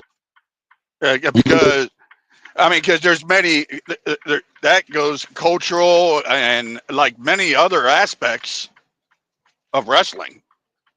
How many black female tag teams have there been? Not many. Agreed. I can't think of any right offhand. Not many. I have to think about it, and really, Right. I can't even think of one. So Well, it goes much further than that, I think. no, I hear you saying, because even right now in AEW, you still have a black women's tag team that's in AEW right now. Right. I'm trying Well, to I'm remember saying who it was. before, but like was that before? Was that before Cargill and Bianca? No, I don't think it was. This is what I'm saying. They're starting to get into that. They want more women. Because let's face it, women pretty much are outshining the men in ways. Oh, they are. They are. I think Dolphin Wynn just said that, or was it Anthony saying that they are almost as vicious as the men? And I Yeah. agree with that. Yeah, they are. They are. They Like, are. I I'll agree tell you with this, that. that woman said, but Look at the lingerie football, women's football. They're freaking vicious. yeah, man. Mhm. I love lingerie football. Just saying. You ain't no, hey, Lance, you're not by yourself on that Yes. one, buddy. You are not by yourself on Hey, by that. the way, We all agree with you, brother. Trust me. Hey, hey, Lance, I'm gonna add something on to that. I'll play quarterback anytime. I thought Hey, Lance, football was the combine. hey, Lance, I also like the Brazilian ladies football. Oh Oh my God. yeah, bro. Just yeah. Man, I shouldn't Yeah, be so talking like that. Being a truck driver, fucking, I still got drive time, man. I ain't Truck got time driving to life, pull man. over for 2 minutes. You got to pick up a few lot lizards. Yeah, I could do that. Hey, I don't see nothing wrong with lot lizards. That's Crypto's favorite. Huh? That's Crypto's favorite. Yeah. As long as you ain't picking up the buffaloes, I'm No. good.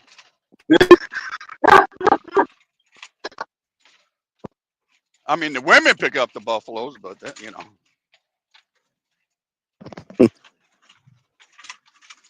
That's right. I don't even understand now that. That's a whole different topic. Crypto works for the post office, and he's delivering packages to lot lizards. uh-oh. What, STD fucking medication? No. No way. He goes, come on, lady, I'll give you your package right here in the truck. Hey, I tell you what, some of those lot lizards are freaking hot. They are extreme. Like, they're better than some women at the brothels. See, only on the Finn's Tailgate will we talk about lingerie, football, wrestling, and lot lizards in one day. That's right. Hey, but see, I went, like, when I lived in Nevada, I've gone to brothels. I ain't afraid to say that shit. I don't give a fuck. You know what I mean? I appreciate you. Hey, I'd rather go to a brothel than go to a titty bar because I spend less money and I get my rocks off. Yeah, that's what you're there for anyway. Right. So every time my friends be like, "Oh, let's go to the titty bar," I was like, "Man, that just shit don't make no sense." Well, when I was going, $400 get you a sucky fuck. Gee. And that's it. And you leave. Even if you see them in the grocery stores, they act like they don't even know you. It's a great thing. Like Yeah. Charlie Sheen says, you don't pay for the thing. You pay for them to go away. Yeah. Amen to that. So, you know, Pay to go away. a lot of lizard. I mean, some, like I said, Hey, let me ask you a question. Do you think Ric Flair has been to a few brothels in his Oh, day? you know he has. Oh Yeah. man. Come When he on. talk about, let me tell you something. When Ric Flair talks about riding Space Mountain, he's letting you know he's out there Oh, rocking the high boat. flying. Exactly. Space, what was space mountain riding, something he was talking about. Yeah. Actually, he was. There He was a referred to football himself as player. Space Mountain. He was Space Mountain. There was a football player. I think he was from Cleveland, but I'm not sure. Years ago, who got injured and got multi-millions of dollars. And once a year, he goes to Mound House, the Moonlight Bunny Ranch in Mound House, picks 3 to 4 girls, and goes on his yacht and goes out for like 2 weeks, once a year. But you know, hey, you know what's cool about the Bunny Ranch that I found out not too long ago? They have an underground tunnel, so they don't see people coming in and out of there. There's a tunnel underneath the ground. Yeah. If I'm not mistaken, Shay, they Yeah. had a special on them not too long ago on TV. No, they had a whole HBO special on it years ago. Yeah, they had something. Yeah. I was actually supposed to be in that. You was? I was supposed to. Yeah, I was living out there when they filmed it on HBO. That's when I was living out there. I was supposed to act like you're like, you know, blue collar worker coming off of work and going in, getting my rocks off, and then I was supposed to act all pissed off and everything. When I found out they were videotaping me, and they gave me $700 to do it. Right. So I did it, but I didn't make it. But because I couldn't call, you know, they wanted me to, you know, say the C words and all that other shit. You know, I that's just not me. Especially when I'm not pissed. You know what I mean? I can't just call a woman a C word, you know, and go off on them. By the way, man, you know what's if I was in Nevada last year, and I tell you what, man, I fell in love with not Vegas, but the Nevada area. I love the atmosphere, man. It looks No, like you talking about Vegas? Tell me you're not talking about Vegas. I'm talking about Nevada. I fell in love with Nevada, not Vegas. Oh, okay, because Vegas is freaking dude, it's so nasty. Yeah, it is so nasty over there. You ever wonder why they only film Vegas at night? Yeah, because of the lights. If you walk through there during the day, there is no way in hell you could say that is a decent town. No, I'm talking about South Nevada. I'm talking about South Nevada, by Arizona. South. Oh, I don't. Yeah. No, I lived by Carson City. See, everybody thinks Moonlight Bunny Ranch is Vegas or Reno, and it's not. It's in a small town called Mound House. Right. Hey Lance, where's Area 51 at? That's down south. That's New Mexico. That's down south, and no, that's in Vegas. No, I thought that was in New Mexico. Well, they may have one in New Mexico too. I mean, I don't know, but they have like their original Area 51 is in Vegas. You know what's funny is Grand Theft Auto. You know, they came out with a video game called San Andreas, which is San Francisco, Vegas, and in Los Angeles, and Los Angeles, yeah. And what's funny is they have an Area 51. It's called Area 69. Nice. Goodness. Damn. Shake about to get started. Yeah, if I got what's his name? JJ Walker used to go to Moonlight Bunny Ranch all the time until they thumped him. and then he got kicked Is out. the guy who went Dynamite? Who's JJ Walker? Yeah, JJ Got Walker. hell money. Damn. Yeah, he beat the shit out of one of the girls, and they threw him out. Like they thumped him. The bouncers thumped him, threw him out, and then he went to across the street where there's like 8, 9, maybe 12 brothels, double wide trailers that are brothels. He went into one of them, and the bouncers there beat the shit out of him for the same reason. And he has a problem of beating up women. Speaking of women, Right. This will help segue back into the wrestling. Do you think China would have done like in her prime would have done well in today's women's climate? Yeah, I think she would because she kind of remind me of Jay. Yeah. She I would reminds love me. to see her. Who's that? Like, What's her name? Jay. Who's the like chick my that was favorite, with Rey Mysterio's nephew. Can't like remember my her name favorite right now. women's wrestlers are Cargill, to sit on my face. You want her to give you a stink face? Bianca, hey, yeah, and Bianca could wrap that fucking hairline around my head. I would let her whip me. All right, I don't care. And Rhea Ripley and Rhea Ripley. That's who I like. That's who I like. Is my she's like, dude, like her and Scott, man. I tell you what, those two are the biggest ones. Have y'all seen Ripley without her makeup? Who? Man, Rhea Ripley. Have you seen her without her makeup? She's still fucking cute. She is beautiful. Man, that's hard to believe, huh? Yeah, because she wear all with all the makeup and then right. and but man, she is beautiful without that makeup. Yeah. Gorgeous. Yeah, but I mean, everybody was talking shit about China when she did porn, and oh, she's a whore. I was like, well, fuck. Where could I go? China definitely survived the day. I was like, damn.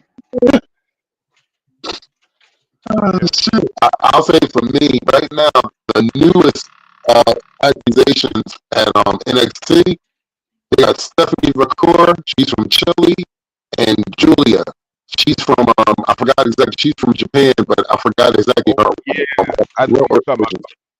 Julia is man. She's something else. That damn Stephanie Vacour though. Oh my god. Whew. Whew. Oh, and check her out. What's that girl name? Yeah, check her NXT. Yes, and she can kick ass. Man, she can kick ass. She's fine and she can kick ass. You're not talking about a girl from, like as far as looks and everything. Palm Beach, are you? As far as looks goes, it's like one would have to be fucking Cargill. Yeah, she's beautiful, man. She's just fucking. And then Rhea Ripley, Bianca, Liv Morgan, and then Alexa. Although Alexa's flat as fuck, but there's something about her that like so she would be a little bit heavier when she first speaking came. Speaking of flat, Charlotte, I seen there's video footage of Charlotte Flair, new photos of Flair. I'm like, I never thought I'd see a woman that looked better with clothes than without clothes, and I think that's Charlotte Flair. I was never a big Charlotte Flair fan. Never. You didn't get your rocks off, Jake? No, I got rocks in my pants, but not. I was never like her. Like I never like. I didn't like. I just didn't care for Charlotte, and I didn't care for the man. Actually, one of my favorite ones was that there was I can't remember. She was a brunette. She was British. She had a sex tape leak too, not too long ago. What was her name? Check that out. Paige, I think it was Paige. Oh, Paige. Yeah, she was hot too. Yeah, she had that hometown girl look to her. Yeah, she was British too. She had a sex tape. She had a sex tape leak. With Xavier Woods. You know how they said? You know how many guys tried to get with her? Paige is married to a musician, girl, an artist. She's a lesbian. Yeah. No, not Paige. Not Paige. In real life, Paige is married to a but then she switched. Some kind of rock star. Not rock star, but a musician. Then she yeah, switched. but the sex tape Switch she hitter. did was with a dude. So you know what I mean? With Xavier Woods. What you say, Dolphin Winners? The sex tape was with Xavier Woods. Oh, They actually mentioned it on a fucking promo when they was all in the ring together. It was a New Day and Triple H when Triple H was wrestling and all of them, and they mentioned it. He said, don't you have a tape out? And everybody, and if you in the wrestling community, you know. So Xavier Woods was in the sex tape with Paige? Yes. Wow. Didn't know that. There's nothing new about that. Everybody in wrestling has a sex tape. Even freaking Mickey James has a sex tape, to be honest. But nobody wants to see that shit. Well, China got a sex tape too. I get it. China had a sex tape with China had shit. China was all over. Expat. That's true. She was one of the most original people to have a sex tape, but everybody has had one. Everyone has had nude photos out there. It's not even funny.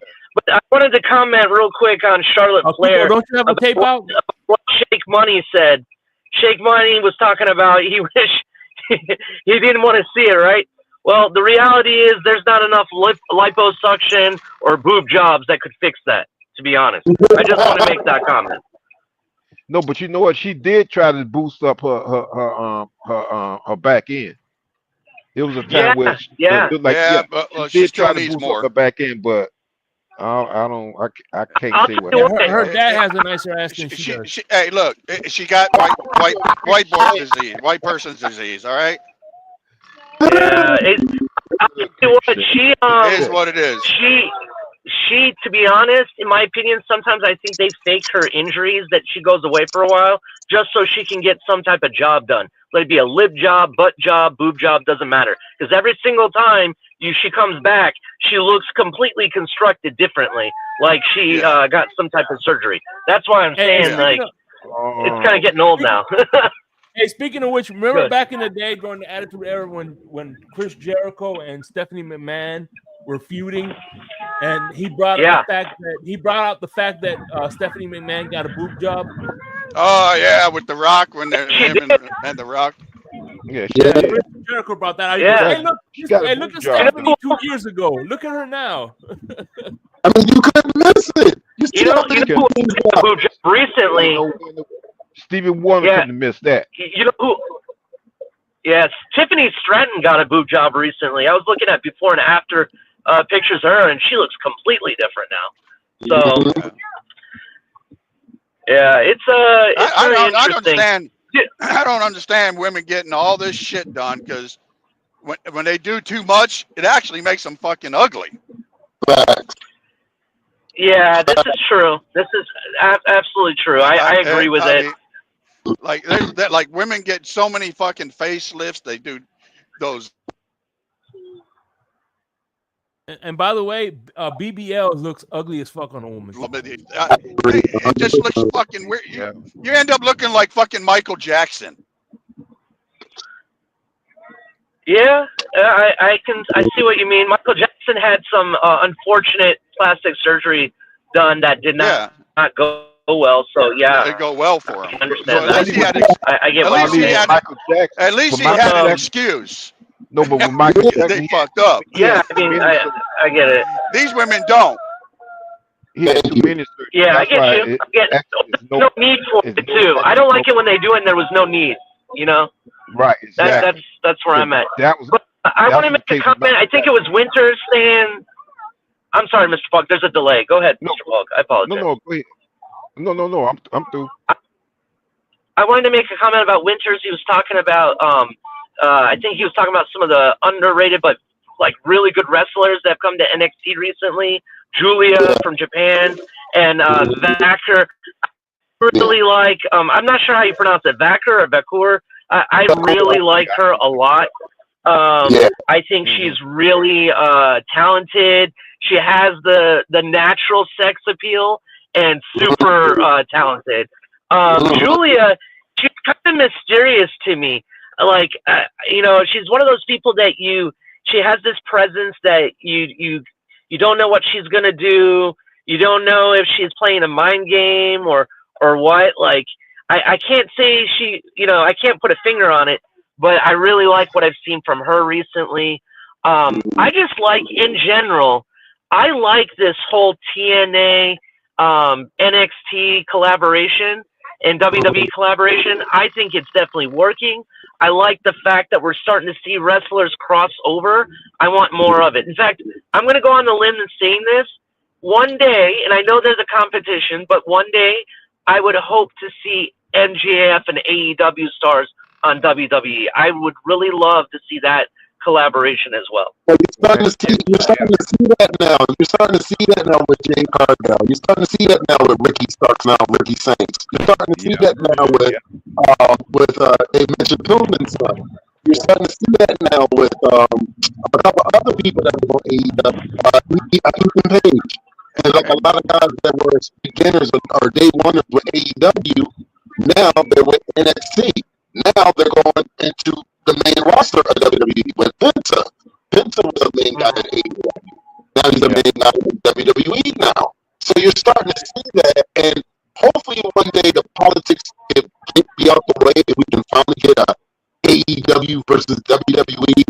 But the money's got to be right, because WWE is like, we really don't need you. And AEW is like, well, we're trying to do our own thing too. But if they can put the politics aside and do it for us wrestling fans, like you just said, it would be a dream come true. Hey, I remember when they used to fight between WWF or WWE at that time and like the other WCW. wrestling, WCW, and then NXT. Was it NXT with Paul Heyman? ECW. No, you're talking about ECW. ECW. Yeah, ECW. ECW. When they were all going at it, going into each other's arenas, beating the shit out of each other. That was great. That's what they should try to do again. Yeah, definitely. I definitely think. I'm sorry, Twinners. Go ahead. I apologize. There's a delay. Go ahead. The only problem I have with that is that's when Vince bought all of them, and Vince had control to do anything he wanted, and that's why I didn't watch it, because there was no competition, because he was his own competition. So that was when I had a problem with it. Now, if you were to step in and say, okay, we can have an agreement that there would be a separate entity, like TNA is a separate entity, and WWE is a separate company.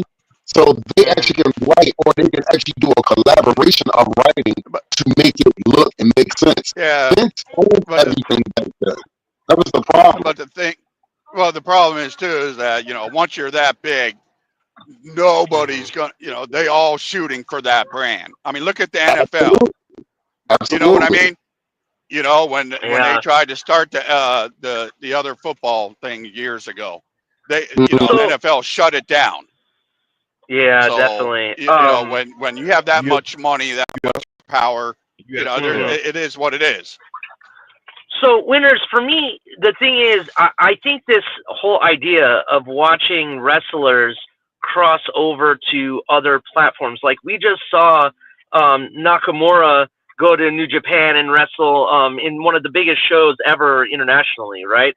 And we also saw the phenomenal, who I'm talking, AJ Styles. He did the same thing, right? Yes. I think that the WWE should allow it. Yeah, there's going to be limits because you don't want to lose your guys to injury and whatnot. But I think you might start seeing a lot more of that while they're taking a break from WWE. They go over to another platform for maybe a pay-per-view event here and there. You know what I mean? And I think it's I think that's good. I think it's great for the industry. I think it's great for entertainment worldwide. You know, I know Raw's on Netflix, and that's awesome. But I think allowing that could bring a whole nother level to WWE, because just like how players or wrestlers might go over to New Japan for a pay-per-view event or whatever, or a once-in-a-lifetime fight with somebody, Right. fighters from other productions will come to WWE to do the same thing. And that's kind of what I would like to see. So here's the thing with that. That actually was going on during the Vince's years that Vince owned WWF/WWE. He just would never release the tapes to the general public so we could actually see it. But they would always be the sort of opinion. They would never actually air it for us to see. Now, once Triple H, The Rock, TKO, and those guys bought it from Vince, now you're starting to see that. And I love the fact it was Nakamura going to Noah, same thing with AJ Styles, same thing with Omos, because Omos went over there and won the tag team title real quick. You definitely, they finally are starting to have relationships with companies to be able to do that stuff. And finally, as a wrestling fan, I've been watching stuff like this for ages and wishing, damn, I would love to see this person, because they have been, like, you can look it up on the internet, gentlemen. Brock Lesnar wrestled in Japan. He had a hell of a run in Japan. New Japan and All Japan. People don't understand, like, a lot of your favorite wrestlers have done stints in Japan and wrestled. Trained in there. Yeah. Yeah, exactly. Like Hulk Hogan, people don't realize Hulk Hogan was trained in Japan. His trainer broke his ankle. That's a true story. The first day, his trainer broke his ankle to show him there's no games here. We don't play no games. And because they fucked him up. They fucked him up when he first got there. Yeah, because they knew who he was. They brought his ass back down to fucking reality. Like, yo, we don't fuck you up. And literally, in Japan, in Japanese wrestling and American wrestling is completely different. Strong like Mexico. Yeah, right, Mexican wrestling. I think you got some Mexican wrestling that's also wrestling in Japan as well. Mm-hmm. Yeah. So it's like,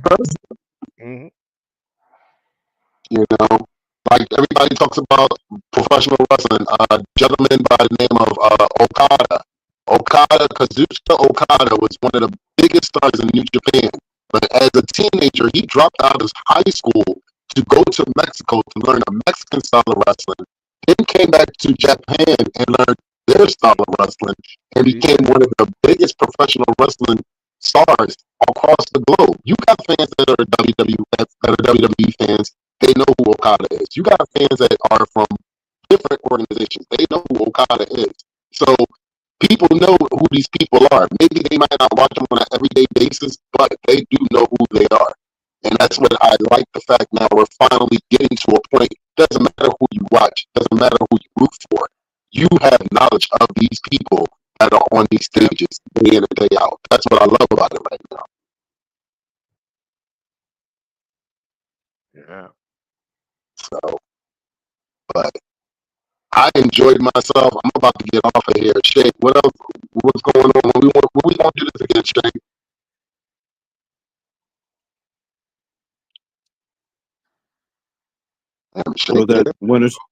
Shake, you there? Yeah, I'm here. No, want to know when we're gonna do this again. Whenever I tell you what, you're the co-host, so whenever let me know, man. We probably do it 2 weeks. We might do it either once a month or at least once every at least once a month. But we'll probably aim for 2 weeks, but we'll do it at least once a month. What day is WrestleMania? Is it first week of April, right? I reckon it is. Let me see. Yeah. That's today. You do it right leading up to WrestleMania. What day is WrestleMania? That's tonight then. No, elimination. April 11th and April 12th. Yeah, it's always in April. It used to be in March back in the day, remember? Yeah, they had one in March, I remember, because they follow the Easter seasons. They kind of tend to be around Easter. I think Easter's in March this year, if I remember. No, Easter is 4/20. Is it? Easter. Yes, it is. 420 and Easter. Okay. Hell I know yeah. every other year it's like in March. It's like real early. People will be riding that day. Dude, I have my mushy beef jelly beans. It's all good. People will be Oh, waking okay. and baking that day. Yep. He rose and got lit. I'm gonna ride. Well, it'll be the third day when I rise as well. Mhm. Yep. Yeah. Oh man. Hey, just like Moses, I'll be talking to the burning bush. Right. They're smoking it, one or the other. I'll be smoking that burning bush. It'd be doing both. Doing both. Yeah. Hey, well, I got pretty fucked up out in Nevada where I was talking to the sagebrush. So, Man. Well, it's good that y'all doing the Oh wrestling. man, when I ain't gonna season. lie, when my bad, Mr. Pope, when I was the day I was getting married, I was heading to the chapel, right? And I was walking through downtown Vegas. Oh my god, boy, that you couldn't escape that. Everybody was smoking everywhere, boy. Yeah. Yep. Damn. Yep. Dude, That's we used crazy. to when I was in people high selling school. weed. There was little weed stands in the corner. I almost cried. Dude, Mm. when I was when I was in high school, we used to go to a place in Virginia City called the American Flats. It was an old mining shaft, Mhm. and anything you ever wanted was there.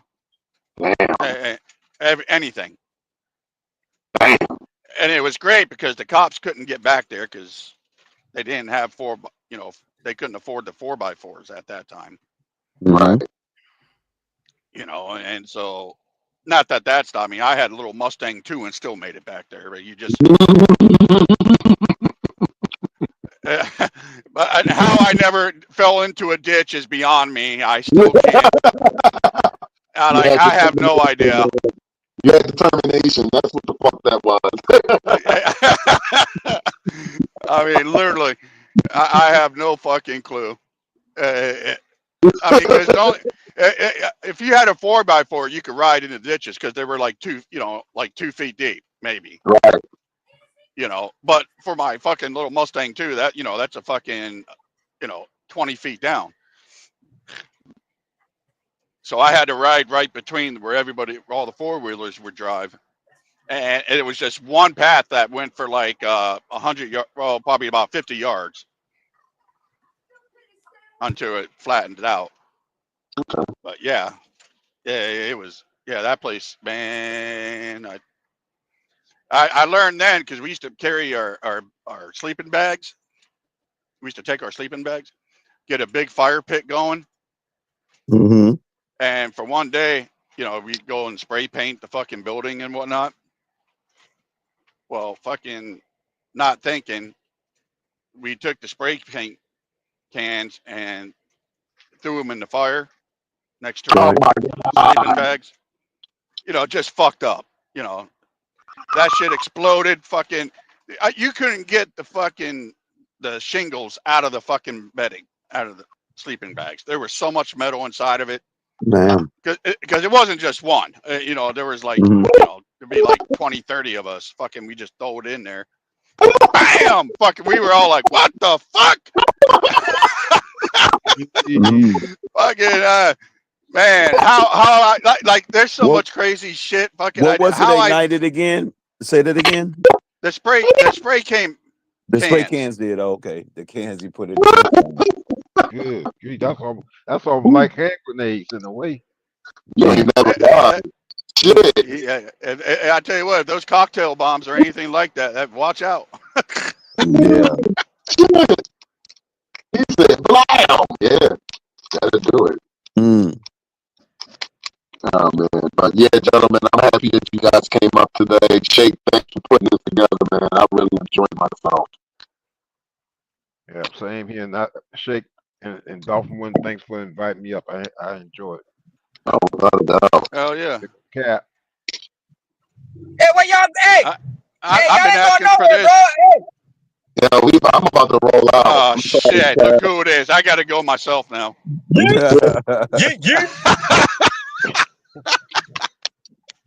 I'm not leaving because of you, Cat, but I got things to do, so that's why I'm about to roll on out. Can you Okay, smell what the cap is smoking? I ain't smoking that. I'm about to smoke a Dutch, but it ain't no rocks in it. It's weed, but it's okay. Winner, Hell no. bro. Elimination Chamber, bro, and Roxana Perez, bro. That's all I have to tell you, bro. Okay, I'm gonna be watching. I'm gonna be flicking back and forth between that and the Javante fight tonight. Oh yeah, that's right. Tonight, UFC. Hey, so 2 more weeks, right? Winters, I would say. You want to do 2 it more again? weeks, yes. Yeah, we're doing 2 weeks from today. Okay, all right. I'll make the thumbnail. And I agree with Crypto. I think Devontae Parker should be the next WWF champion. Oh yeah. I'm with Damn. I'm with Crypto on that too. Damn. You got my They got Halle Burton in WWE, bro. Halle Burton. Not Halle. What's his name? The guy from the Patients, right? When Crypto, hey, listen, when Devontae Parker, I have a question, Crypto. When Devontae Parker is wrestling for the heavyweight champion, are you gonna wear his Dolphin jersey, his Patriots jersey, or his Eagles jersey? Oh, that's a good question, Crypto. I'm gonna be. Or the Louisville jersey. The Louisville jersey. Remember, Louisville is the house that Devontae Parker built. No, that will be Lamar Jackson. No, that was Devontae Parker. Sorry. Didn't they play together? Yeah, they did. Yeah. Hey, why do you think Teddy Bridgewater got drafted was because of Devontae Parker? This could be true, they bro. did. Uh-huh.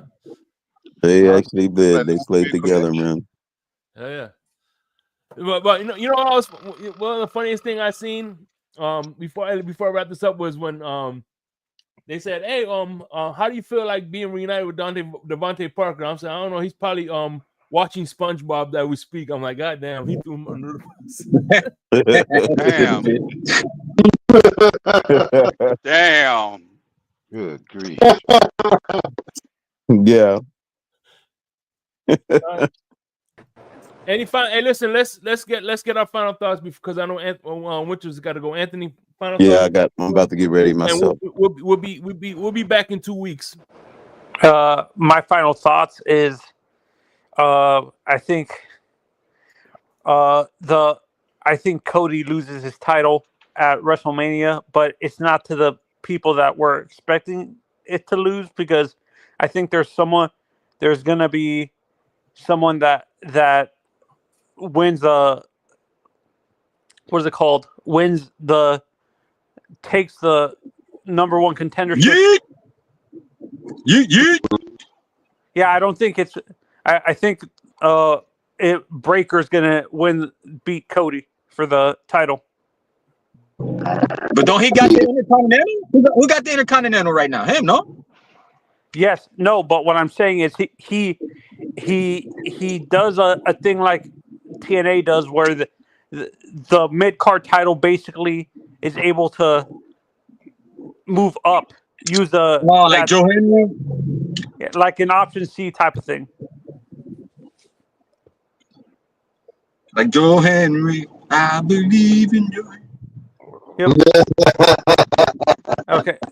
Have a good day, Shake. Are you guys doing a show later tonight? With I don't know. Crypto, you down for Insomnia tonight? 12:30. Crypto, you there? Wait, say that again. He's getting a head start. Are you down for Insomnia tonight? He passed out in the bathtub.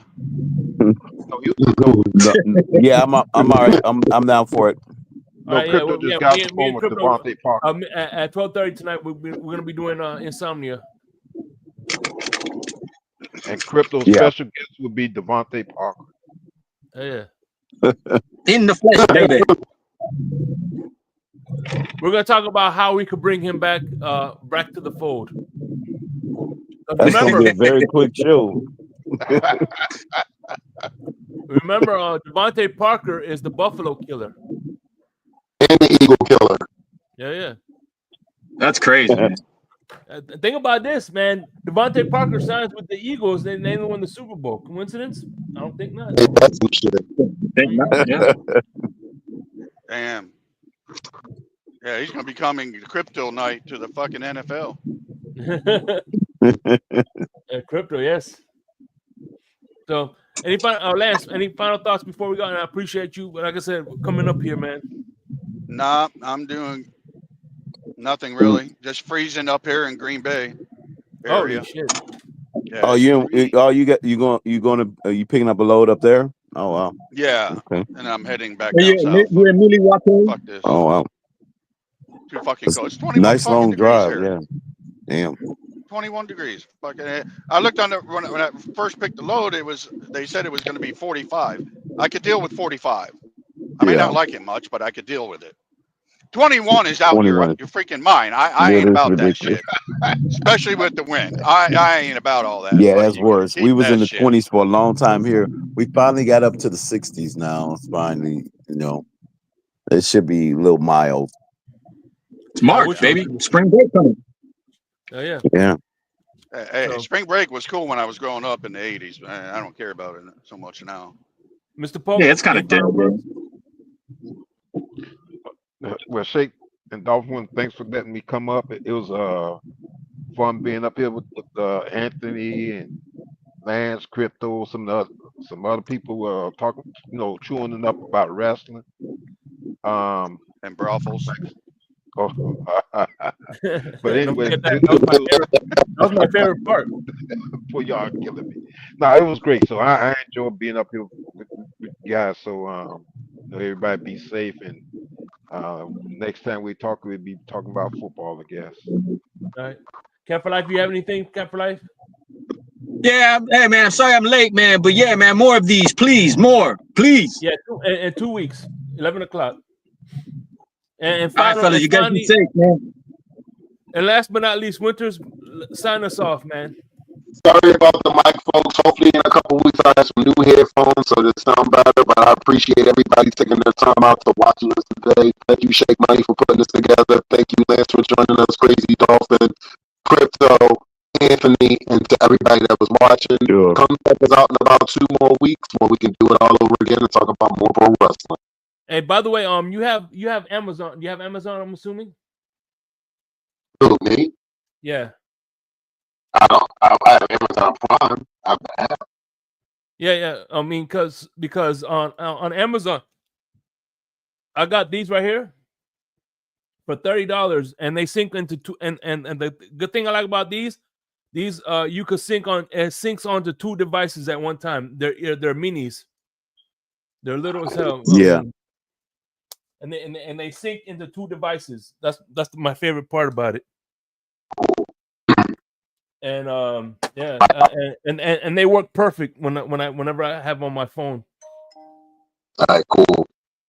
Well, with that being said, Yeah, thank you everybody for joining. Appreciate y'all. Have a great afternoon, and we'll speak on more pro wrestling in 2 weeks. Peace for now. Yep.